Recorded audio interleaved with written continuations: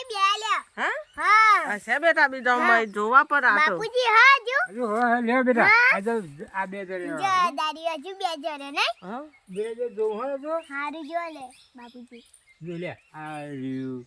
હા જો દાદી વાનું નામ શું અરે કહું બેટા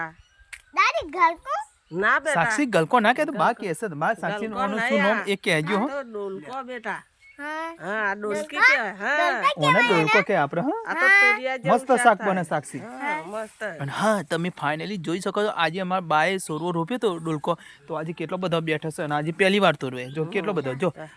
300-400 ગ્રામ જેવો નીકળ્યો છે ને સાક્ષી હવા હા જો રાખતા રે અને પેલું આપણે અહીં હતો ને આપણે જો લુમકું એનું ખાસો જો આ રે આ જો જો તૂટી ના જાય સાક્ષી ખેંચે ના જો બે બેઠા ને ત્રીજું હું મોગરા બેઠા છે તો જોયું ફાઇનલી આજે અને હા દાદી દાદી આવી બીજી જો એ તો નહીં તો રોજ બેટા સાક્ષી આ કોનું છે જેનું જો બધા કેવું કેટલા મસ્ત બે. બેઠ્યું છે જો અને અમારું ગામડામાં તો જો શાક તો લે તાજું તાજું શાકભાજી આ તો પણ અમારા બાની દે બાએ રોપ્યું તો આજે શાક પહેલી વાર બનશે 400-500 ગ્રામ જેવો નીકળે છે જો બતા દાદી હા જો મસ્ત ને જો વેલો આ લીંબુરી છે લીંબુરી ઉપર ચડી છે અને જો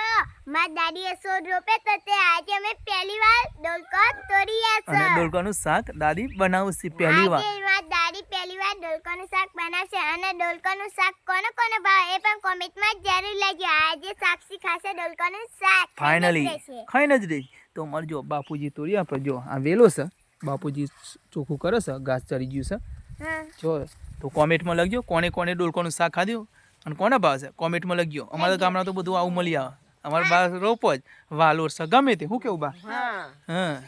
તો ચલો રાધે રાધે રાધે